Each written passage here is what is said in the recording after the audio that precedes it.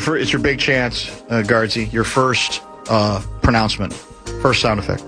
World Cup 2026. Nice, not bad. I didn't know I had to do it live. I was gonna put something together. I didn't think you wanted to do that. But I mean, if you want to put something together, that's fine too. I've got an hour. Gleeman can fill the time. Okay, I should be able to come up with something before 5:15. Spain, La Roja shuts out the favored France club that basically everybody said could not be beaten, 2-0, and so Spain gets to its first finals appearance. I'm reminded since 2010. So it's been a while there, and they, of course, will take on the winner of England versus Argentina. Aaron Gleeman, I'm in a great position because my father was born in Spain. His father was born in Argentina. So the question is, if Argentina gets it done, I think I lean Spain. But, it's kind of nice to have rooting interest beyond the USA to have this much representation. It's actually a pretty good team. Look at that celebration there with the trumpet going. How good is that? It is funny, watching this as a very casual soccer fan, where you have your geopolitical based, I'd root for this country over this country, but then also you're like, well, I'd root for the underdog, I guess, in a sporting event. Yeah, so that's it's true. I don't really know how to balance those two. So I ended up. I would never root for France in any context in my entire life. But you don't like all their sauces? Yeah, just in general. They've had some good things. Yeah. They make a decent defensive center for the Wolves. That's true. The fries are good. Some other stuff, but just generally speaking. So I guess I was on Spain. Yeah. Well, that's good to hear. In any case, we'll have Blake Moore to give us some analysis on that in more depth because he does actually pay attention to soccer year round. He'll join right after the top 5 at 5:15. If you have questions for Gleeman on whatever, 64686 Bradshaw and Bryant KFAN text line. Let's get right to it. I do not want to delay this. Let's cut to the chase. Okay. Let's not beat around the bush. Let's not waste our time. Did you eat the quesadilla at the Polad breakfast, media breakfast? No quesadilla. I didn't see a quesadilla. So you didn't either. No. Who said they saw it, Lavelle? Well, here's what happened. I got Lavelle going on, what he said he did eat at this was on Friday. Then somebody texted claiming that inside information, saying that there was an excellent quesadilla. Boy, if there was. Which Lavelle said, you saw that soundbite, guys? I didn't. I'm looking for it. I think the Lavelle deadpan soundbite was, I did not see the quesadilla. I did not see a quesadilla. Exactly what Gleeman just said. Yeah, it's too good. I would have liked to. I'm not against the breakfast quesadilla. So that source might have been ill-informed, but I thought would it be interesting if you did see the quesadilla and he didn't. So. What if this is like the Polad's attempt to find the leak? So they tell half the employees that there were quesadillas and half that there weren't, and whoever goes forward with it. Both you and Lavelle seemed disappointed that there was not a quesadilla. That's true. He was devastated. Yeah. I mean, I would have been too. It was an all right spread. So it's a breakfast spread. I don't want a quesadilla for breakfast. Yeah, I mean, it was like brunch. It was like 9:30 a.m. on a Thursday, something like that, I guess. But it was like the typical scrambled eggs and. How many jackals? I'm gonna say like 7 to 10 media members, or jackals, as you say. Yes. Yeah, roughly. Maybe like 8 or 9, range, something like that. And this was a Polad enterprise. Yes, and this was Tom Polad's idea, we were told, and it's kind of, he took over in December. I would say he's kind of taking the same approach to a lot of different stuff where he's much more present day to day around the team, in the clubhouse, just around. He's also trying to, I would say, kind of, normalize media availability. In other words, if he talks every month, the things he say don't have to immediately become headlines, whereas the predecessor, Polad, would talk once every 18 months, and so anything they said would be, gone over with a fine-tooth comb and be headlines, so I appreciate that. And then also he's talked a lot about wanting to improve their messaging or communication to fans and viewing the media as sort of the middleman to that, I guess. I did not see a quesadilla. That's a great one. That's such a good line. That's great. So help me out in the sequence. Okay. Eat first. Yeah, eat first. Then talk. Eat during. Like it started out, we're eating, and in fact, we asked them if we could record it in lieu of taking notes, because it's hard to take notes when you're housing French toast, like I was. Right. And they said, yeah. And then I went back and listened to the recording, and it's just all the clinking of silverware. It's really an odd scene overall.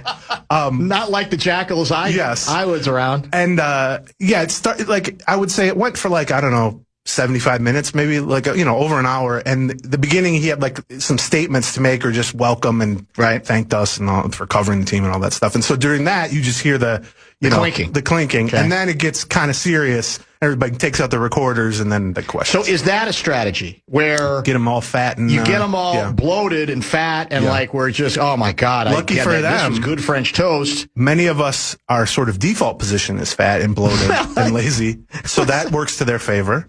I'll just speak for myself solely. So it doesn't make you guys soften up on the questioning, you don't think, where you're just like, that's a good meal. I'm just going to sit down back and relax a little bit. I would say, part of it was kind of negotiated to be on the record in that my stance on it was, I don't need a free breakfast. Right. I don't need to become friends with the guy. Mm-hmm.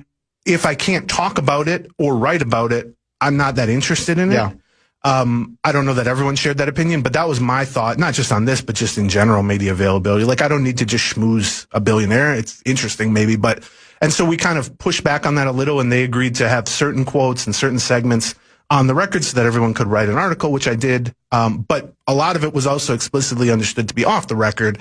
And so the point of that was so that we could literally ask anything and he didn't have to like run and hide from it. And he could, we even talked about some stuff, CBA stuff that you would just not want to be quoted on. And so I think it was, my stance on it was, I do a podcast and I have a website and I write and talk about it. And the goal for me in any endeavor related to the Twins is to get stuff I can talk and write about.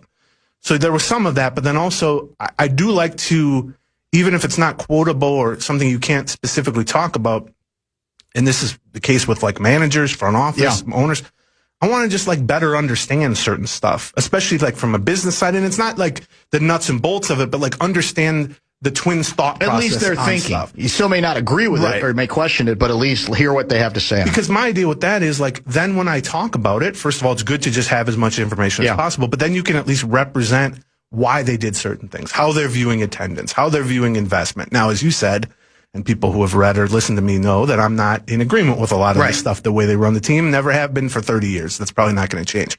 And I think that was representative in the questions that I asked him. I mean, Tom Pollett has been much more present, but like I see him pretty much every home game. And it's almost like a running joke that I'm very hard on them. And then he sees me and he'll be like, hey, we won one, like that sort of thing. And so I have no problem being in that position as a media member of like, I'm the guy who's skeptical of the Pollads because I think that's well deserved. But also I do give him credit in that he did, sit in the pocket and answer questions on the record, off the record. I think there was certainly information from it that was interesting. I don't know that there was anything like shocking other than the whole quesadilla situation with Lavelle, but yeah, I mean, I did not see a quesadilla. That's cool. Were there any Jackals who tried their own sort of flex by saying, I don't need, go ahead. You guys all stuff your faces and embarrass yourselves. Right. I'm here to talk to, I'm not going to, not necessarily that I'm not going to be bought off, but more, I'll just show you how much healthier I am by not even bothering to eat all this heavy fat items. You mean like from a personal standpoint? Yeah, exactly. No, does anybody fall into that classification? No, everybody ate something. Right. I would say I was the closest for the reason I just said, which is like, if this is not going to be quotable or writable or talkable, I don't really care to be there. And I was ranting about this the day before, and the Twins did acquiesce and sort of open it up, which I give them credit for. But I will say another Jackal said to me, well, just don't show up then. And what do you mean they open it up? From what to what? Open it up. It was initially, I think, supposed to be just fully off the record. Oh, I see. Just fully informal, no one recording, no one taking notes. And my thought was, if that's a 20-minute thing, maybe. If it's an hour and 15-minute thing in a group of reporters, like that just seems, because all that's going to happen I'd rather go find a quesadilla. Right. What you're saying. Yeah. All that's going to happen then is I'm going to sit there, take no notes, record nothing, and I'm going to leave. And as soon as I leave the room, I'm going to spend the next 20 minutes trying to go, okay, what did we talk about? What did we do? And then you can't represent accurately, you're paraphrasing at a level that I'm not comfortable with. Has anybody broken the embargo that you're aware of on the off-the-record stuff thus far? And is that... No, when you find yourself, I probably came the closest, As I talk about it here, I talk about it on my podcast. Well, it's much harder to sort of differentiate between things that are explicitly on or off the record. It can be in that situation. In writing versus in talking. True. Because in talking, it's a much blurrier line, and you find yourself going, well, I kind of got the sense, and then you go, oh, well, did you get the sense on the record or off the record, basically? Yeah. I realize this is very strange, like from people who are not media jackals themselves. Yeah. But anyway. Did you take less food than you wanted to because you wanted to be respectful? Like you mentioned, you put your order, the two French toast. So you went French toast? I went 2 little slices of French toast. That sounds good. 2 strips of pretty crispy, solid bacon. Got to be well done on the bacon for me. And then a little, scoop of home fries. Okay. And then everybody was having hash browns? No, these were, I guess home fries were I like hash browns better, but go ahead. But I don't. About 3 years ago, I decided I'm not eating any more egg-based products produced at Target Field, just from experience in the past. Oh, doesn't go well. Interesting. So even if we're in the owner's suite, they're not known for their eggs. Yeah, I got a few stories on that front. But I thought even if it's the owner's suite, let me just stick to that. Okay. You don't want to risk that. Right. And then I'm not a coffee drinker, so everyone was having coffee, and I just stuck with the bottled. How about fufu drinks? You like lattes? None of those appeal to you? No, you don't need the kick. I'd say it was about. Well, you got to factor in inflation. I'm going to say about $12 worth of food I took in at that point. That seems modest to me. I'm a small business owner now here in Gleeman.com, so every little bit counts. I'm going to try to expense that and see if my bosses go for it. Was it an all-you-can-eat buffet, or was it literally you just ordered from a large menu? It was like whatever, heating trays or whatever, basically. Like you could have gone back for seconds, thirds. If the quesadillas would have been there. You didn't want any on the basis of your own experience. Yeah, You could get omelets? No, or just scrambled eggs? I think it was scrambled eggs. I would have taken better. I should have done like a panorama. Yeah, you should have. Yes. Like you put a GoPro on my this forehead. This is stuff that fascinates me. Yeah. I put my order in as a joke initially in my article, because the joke was basically, I want you guys to know I'm not on the take. Here's exactly, I had French toast. It was first paragraph. It hit me right in the face. Why did I what? Oh, I thought you said you took it like you first had it on there. I just didn't realize people would find that so amusing or interesting or want to have follow-up questions on that, which I suppose I should have figured. All right, I do have a poll ad quote that Gargi and I discussed. Was it yesterday or the day? Yeah, it had been yesterday because today's Tuesday. That I want to get your interpretation of, because I'm finding that among the ball guys, there's great disagreement on what their interpretation is of these comments. Now, I don't think this was from the breakfast. I think this might have been to start Tribune guy. But let me read them, and you'll probably recognize them one way or the other.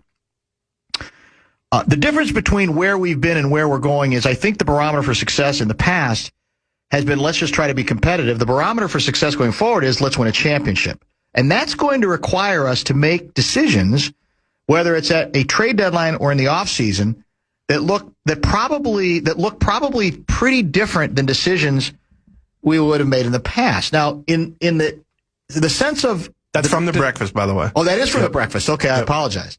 So I've seen some ball guys say what they took out of that was, don't be surprised, even if we are semi-competitive, if we go ahead and trade Joe Ryan, if we get enough. I've heard other people say the exact opposite, that this team has been capable, when they're in this situation, of not doing anything that aggressive, and now we are going to be more aggressive. How did you interpret it? The latter. I would say, you go to like 2023 when they made the playoffs, they did almost nothing at the trade deadline. 2024, they did almost nothing at the trade deadline. They have done in the past some things. Sometimes, trading for Tyler Malley or Jorge Lopez doesn't work out, so maybe you get a little gun shy on that front. But I took it the latter, which is, we're going to be more, I don't even say aggressive, but like we're going to push more. Like if we see a window to even make the playoffs as the last playoff team, we're going to actually try to push forward. Now that's easy to say if you're in his spot.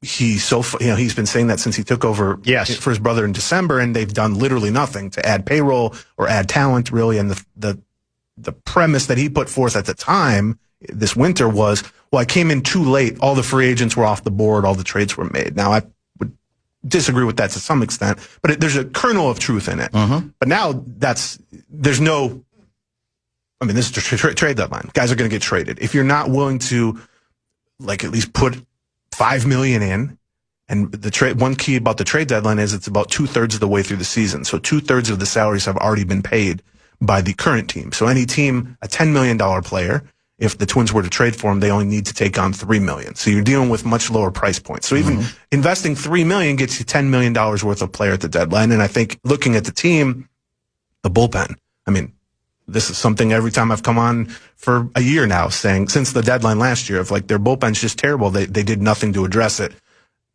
I got the sense of them saying basically, Falvey, who was running the front office previously, his goal was to kind of have an 85-win team every year, be competitive every year, keep that window open every year.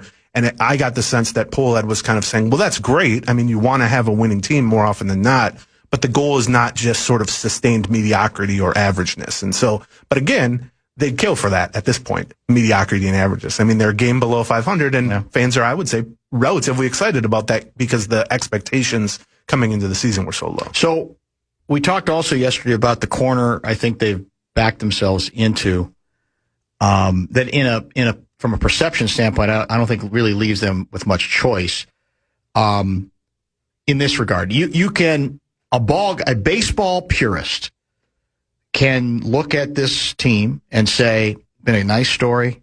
They have been better than we thought. Doesn't even make sense why the offense has been as good as it's been. But we're not really going to go anywhere with this thing. Therefore, we might end up selling one or two of our assets because we know that. Right.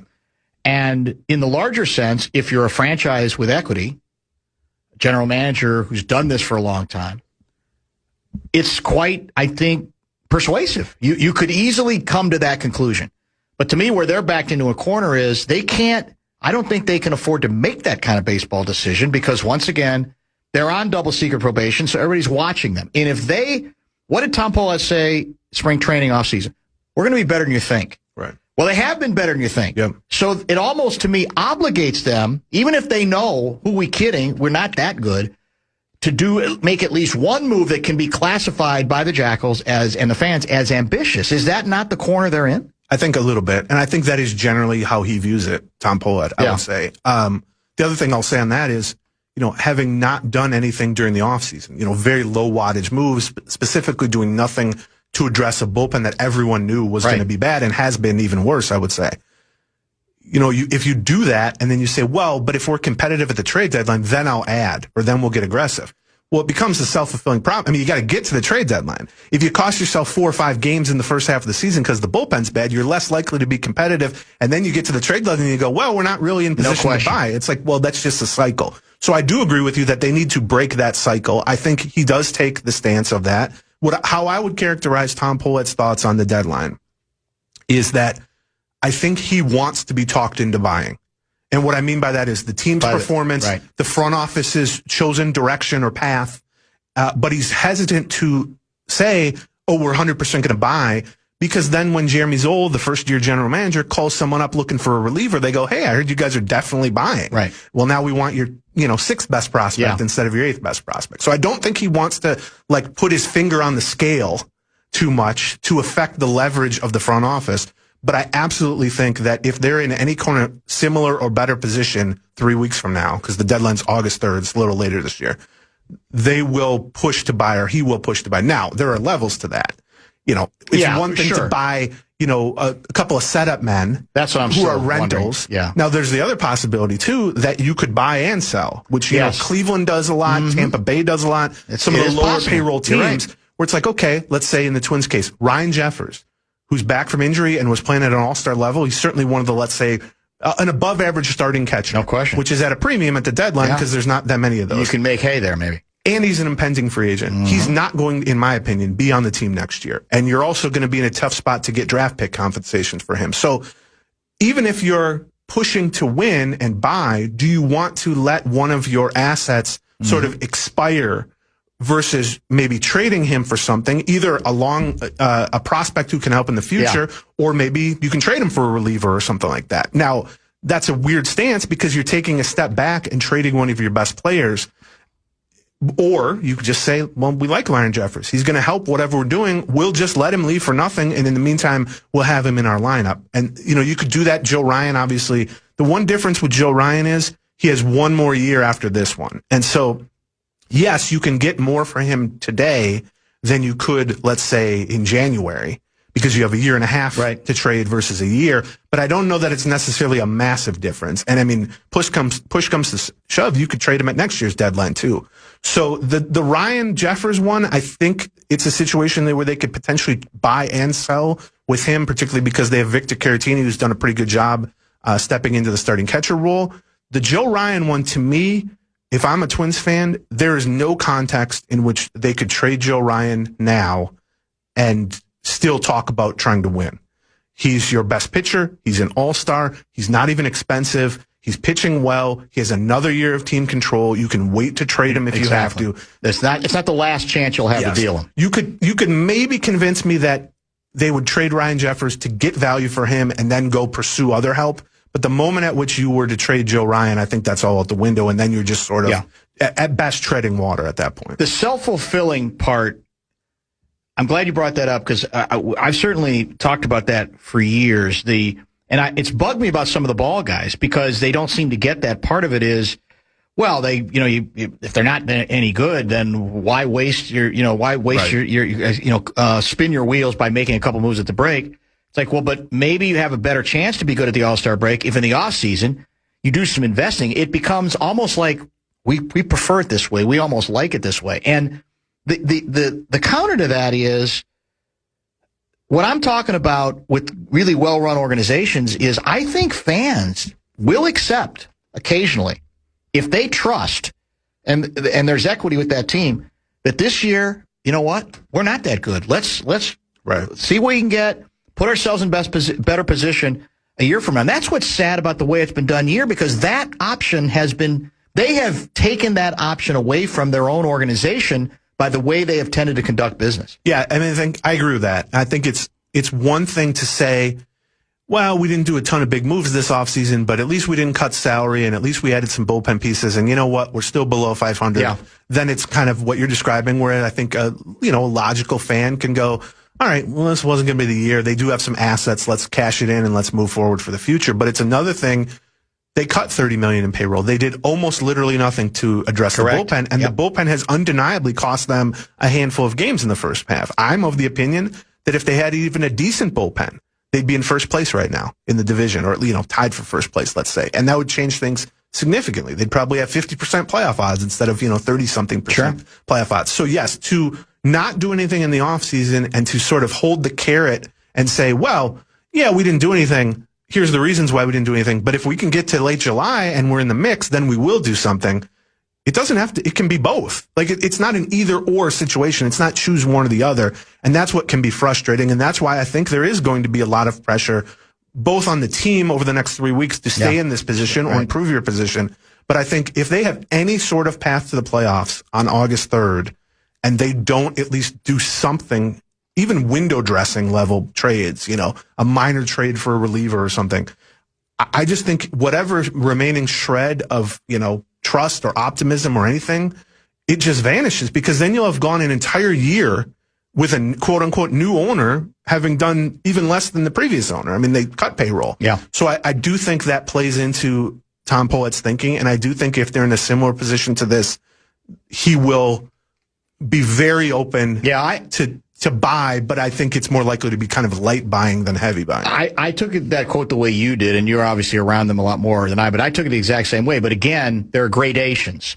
Yeah. And the semantics are one person's big is another person's medium, right? So, and that's still the open question.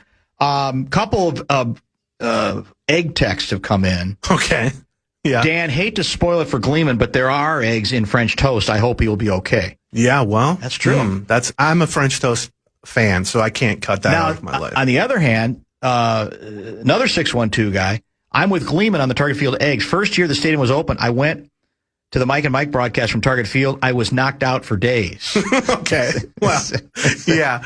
The people in the food service at Target Field, they're lovely people, and they generally do a good job. But, everybody has a weakness. It's like the bullpen, what we're going to talk about when we come back? Your guy, Shelty. Okay. Somebody's asking, is he doing a hell of a job? Do we give him some credit? What do we think of him at the, as we approach, now we're in the All-Star break. And if you have other questions for Gleeman, I have several LaMelo Ball questions for him, too. Okay. Which we will also put into the mix. LaMelo formally introduced in a press conference that you could have heard live today on The Fan. Fan and BigDeck.com want to give you a shot to win bonus bucks. It is our national cash contest. The 4 o'clock keyword is dollar. Go to KFAN.com and enter the keyword dollar.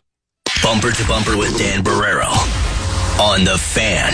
From the 1-800 Ask Gary Traffic Center. This report is sponsored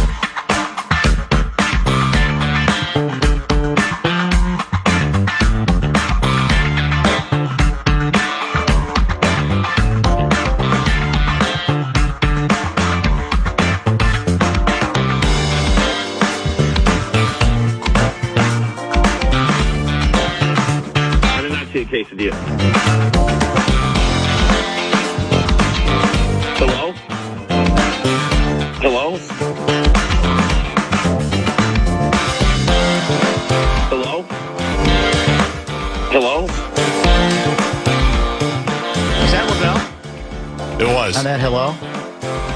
Vegan French toast has no eggs. I'm guessing those weren't vegan French toast. Could have been. It was decent French toast, though. But yeah. Now, are you a big syrup guy?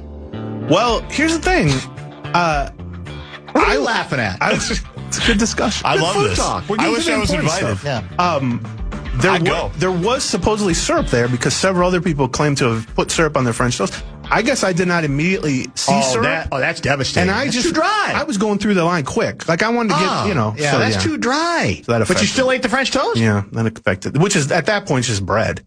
I mean, it's just slightly sweetened bread, I guess. I don't know. Whatever. Yeah. America's Original Pancakes House. Have you ever had the sourdough French toast? No, but that is something I would order if I saw it on the menu. You have to. It melts in your mouth. The problem with it is then when you go there, it's hard not to order it. It's delectable.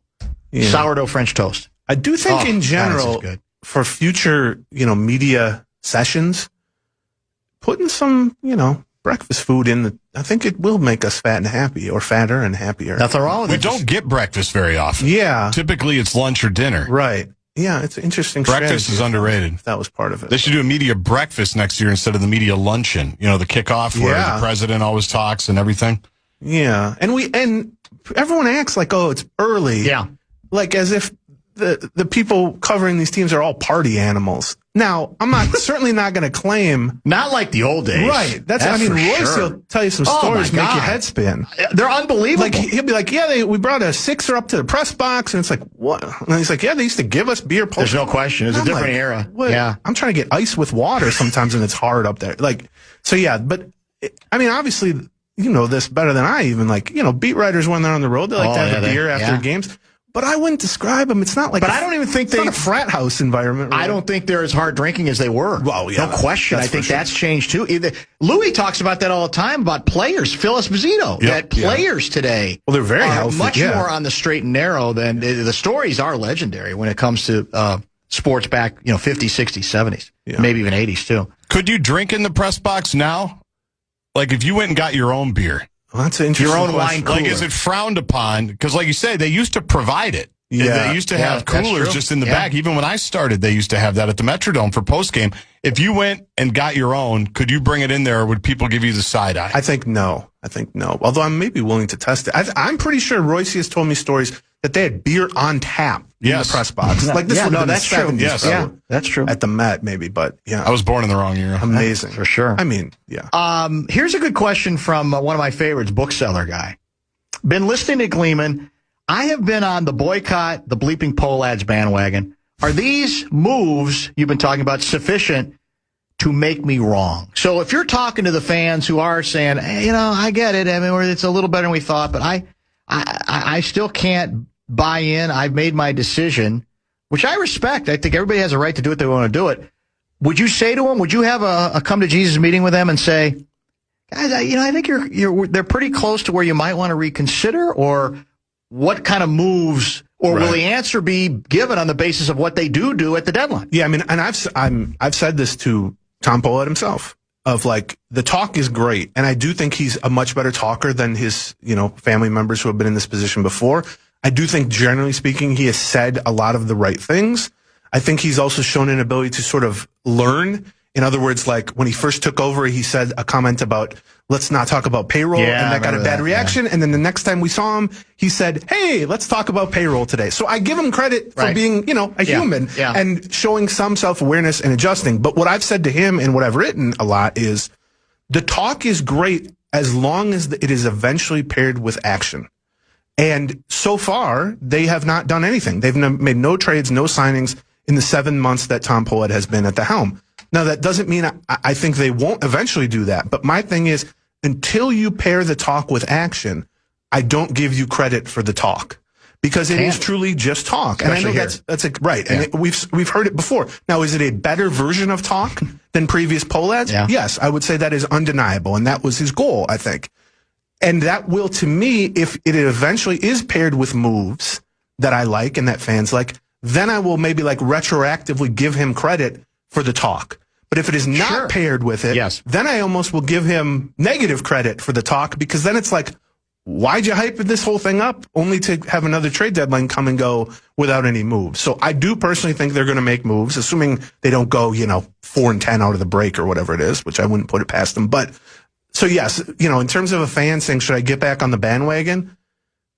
I never blame any fans. I think there's so much, especially in media. I know even growing up, so many people want to tell fans how to be fans. And that has never been something I'm ever going to be. It's an entertainment product. It's on them to convince you to buy tickets and watch the game. But what I will say is, if they are at the trade deadline in a similar position that they are now, on the fringes kind of the playoff race, and they do at least address the bullpen, or maybe add a bat, or maybe add a fifth starter, whatever it is, and then not trade away Joe Ryan on that. Right. I do think that at least will somewhat pair with the talk, or at least a low level of the talk that has been going on with Tom Pohlad since December. If they don't buy at all, then I truly don't know how they can ever be taken at all seriously again, because then it's a new owner came in, had a fresh batch of talk that sounded pretty good, did nothing during the offseason, and then, if this happens, did nothing at the trade deadline. If you're a Twins fan who's lived through multiple regimes of Pohlad's, well, then it's like, well, if they weren't going to do anything after talking it up like this, are they ever going to do anything? Which is part of why I'm pretty convinced that they will at least lightly buy, if that's at all a feasible, logical approach. And you would say that the journeyman relief pitcher we've already acquired Tommy does Nance. not define ambition. I would say the goal, it's fine. There's nothing wrong with it, but I do think it can't be the end of it. Baseball's a little silly in that you need bullpen help. Why are you waiting 4 weeks to get to the trade deadline when you're on pretty shaky ground to be competitive during that time? So I do like the idea of, if you can pick somebody up that helps now, go ahead and do it. I would say Tommy Nance is a functional major league reliever, which they have been lacking in all season. But in terms of trade deadline, I would say the goal at the trade deadline would be add 2 relievers who are better than Tommy Nance and have him be kind of your third de facto pickup. And that would make sense to me. 763 guy wants to know if Schulte is doing a hell of a job. I think he's doing a good job. I think he seems to kind of all 3 levels be getting a lot of praise. Pohlad praised him. The front office, Jeremy Zolas, praised him for, being, kind of part of a 3-headed approach there. And then the players really seem to like him as a person, but also like his communication style. His thing is to sort of over-communicate. His thing is... So is that where he's different from Rocco? Yeah, I think Rocco was much more sort of hands-off, kind of... He kept a very calm clubhouse. There were, only at the very end, were there a couple of blow-ups there over the course of 7 years. But he was much less sort of rah-rah, and he was much... Shelton's thing, at least from my point of view, seems to be, hey, if the coaches and I were, on a flight to wherever, and we were talking about, hey, maybe we'll push so-and-so back a couple days for their next start. As soon as he gets off that flight, he goes up to that person and says, we were talking about this. What are your thoughts on this? I'll talk to you about it tomorrow. Like, he leaves no stone unturned. He leaves nothing to chance in terms of, like, over-communicating. Right. And, like, if we were talking about this, I want you to know we were talking about that. And at least for a rookie manager or first-year manager, I think that's valuable. But also, I think he has done a reasonably good job. I mean, this team still has a losing record, but they've won 8 out of their last 9 series. If the playoffs started today, they would be tied for the last playoff spot. I think given what he inherited, and then, like I've talked about, the lack of moves they made all offseason, everyone knew the bullpen was going to be terrible. When Pablo Lopez goes down, there was big questions about can the rotation even be decent? And the lineup has certainly overperformed, the high-scoring lineup in the American League. So I do give him some credit. I also just think evaluating managers is just tough, good or bad. Like when the awards voting cycles through the local chapter, so like 1 year I'll have an MVP vote, 1 year Cy Young. I always tell whoever is in charge of assigning them that year, hey, if I get manager of the year, just skip me. Because I just think it's such an impossible thing to evaluate. It ends up just being what team wasn't expected to be good that was pretty good. Right. And if that's your definition of it, then the Twins certainly fit that description. I mean, nobody expected them to be in a playoff spot, although I will say the overall record, they're on pace for 80 wins right now. They were projected, Fangraphs Baseball Prospectus, for 78.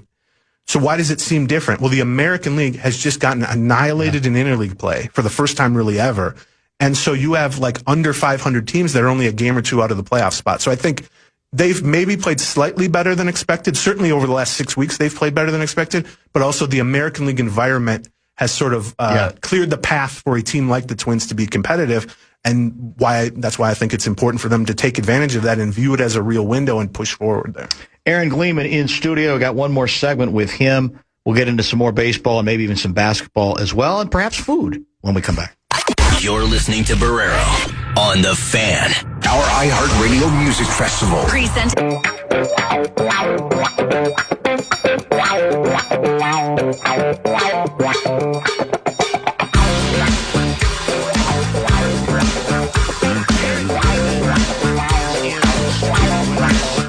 There we go. And will be with us to the top of the hour, and then top 5 at 5, followed by Blakemore on France losing to Spain in the first semifinal game, World Cup 2-0. I will not watch a single minute of the All-Star game. More importantly, will you? You're a ball guy. Do you feel, will you do it out of obligation? Probably. I don't like any All-Star games. I don't watch the NBA All-Star game. People argue, well, of all of them that are left, baseball's still the closest to seeming real, but I have no more interest in this than any other All-Star game. Yeah, that's probably about right. I didn't watch any of the Derby. Yeah. I mean, I'll check in. I might start at the beginning. I like to see the intros, maybe, something like that. But yeah, I mean, the game itself is, it is what it is. Are we worried about Buxton again or no? Injury? Are we okay? Or yeah, well, so he's out for the game. Right. And he's eligible to return for the first game of the second half. Do you expect him back that fast? I do, yeah. Okay, that was at least the indication he gave. We talked to him, I don't know, middle of the last home series. All right. He was in pretty good spirits. He was, I think, a little disappointed to not be able to start the game because this was the first time that he had been voted in as a starter. But he was also saying the fact that I don't have to get up early and participate in the game. Maybe my family can have a little bit more fun on the red carpet and all that stuff. He takes his little kids there and his wife and everything. So, but yeah, I think the perception of this hip problem was that it was more the timing of the All-Star break and the Twins saying, like, let's get out of this cycle where you're always at 85% or you're always at risk of sliding and tweaking the hip again. Mm-hmm. And if we can give you 2 weeks off and only have you miss 5 or 6 games because it's around the All-Star break, let's try that as a way to get him healthy. Because the remarkable thing, this is the first time he's gone on the IL this year, but he has missed like 5 or 6 games at a time a few different times. But then every time he's come back immediately with like a homer or an RBI double or something. So it's been tough to make the argument that he should be shut down on the IL longer this time. But I think this one, they kind of talked him into it based on the All-Star timing. Every once in a while, we get texts that I don't see coming. Okay. And this is one of them. Oh, boy. 612 guy. I appreciate Gleeman's takes on the Twins, though I'm impressed he stays interested in the club and hope he makes it. Though I'm also surprised he's a Trumper. I wonder if that's why the New York Times Athletic moved him along. Oh, boy. Might be a bit. I don't know. Yeah. It's just, I don't know. I mean, there's text, like I say, that you say, well, what might I predict could be coming on a Gleeman appearance? That was not one I had on my bingo card. Yeah. I don't even wear red, honestly. I don't know if you ever see me in anything other than blue or gray. And I've never seen you. That's more fashion-based. A Trump Make America Great hat. Do you have one of those? I do not. Okay. To change the subject slightly.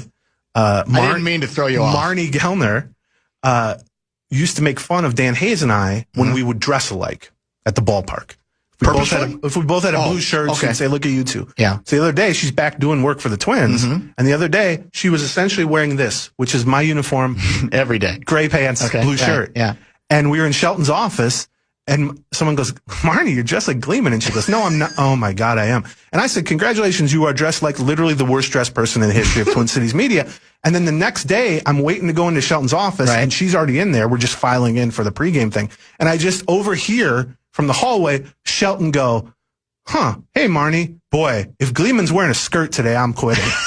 And so I walk in, and he goes, thank God you didn't match her today. I was like, that's pretty good. Yeah, that was a pretty slick change of... You did that very well. Because here's the thing politically. I'm not a Trumper. No, however, to to say anything to the contrary, then you're going to get angry emails. Yeah, about you can't. That yeah, exactly. I'm right. just a schmo. You're a ball guy. We're not familiar with that. You're a ball guy. Yeah, we have no familiarity. Do you guys ever get angry emails on this show for things you say? Yeah. Very rarely.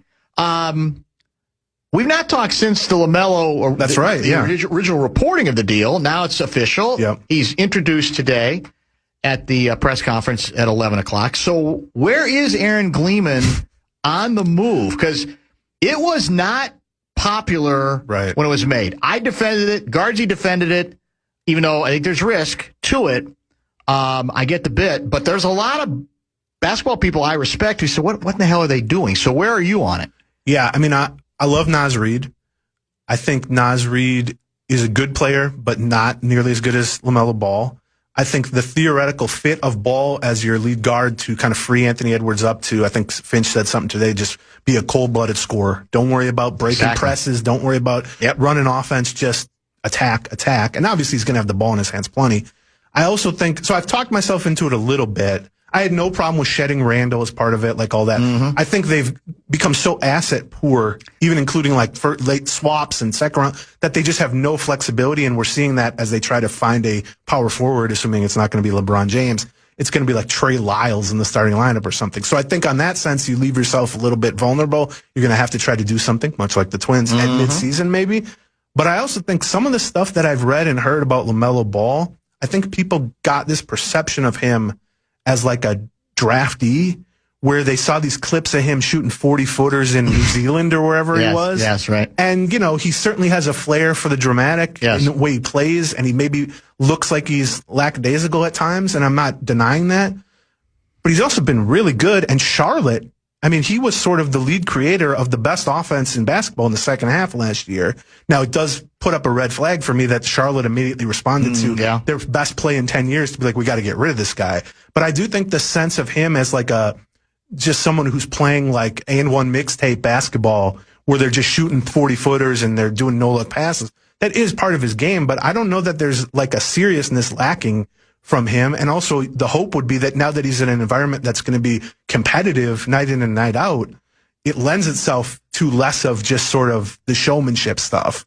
But also, I like watching that. When Ricky Rubio was doing no-look passes, nobody had any problem with that. So nobody ever saw Ricky shoot a 40-footer, at least not on purpose. Well, no, that's true. But yes, I've talked myself into being somewhat optimistic about the guard pairing. Right. But I just worry about the depth. There's no question. The ability to get another big because they have like no money and no assets. And so if they can pull a rabbit out of their hat, Tim Connolly, I'll give him credit for that. But in the meantime, it's a little bit shaky. The most puzzling part about discussing LeBron, and I'm firmly of the belief that he's not coming here. Me too, yeah. But what's fascinating about it in even the hypothetical is the number of people we hear from who say, I want no part of him.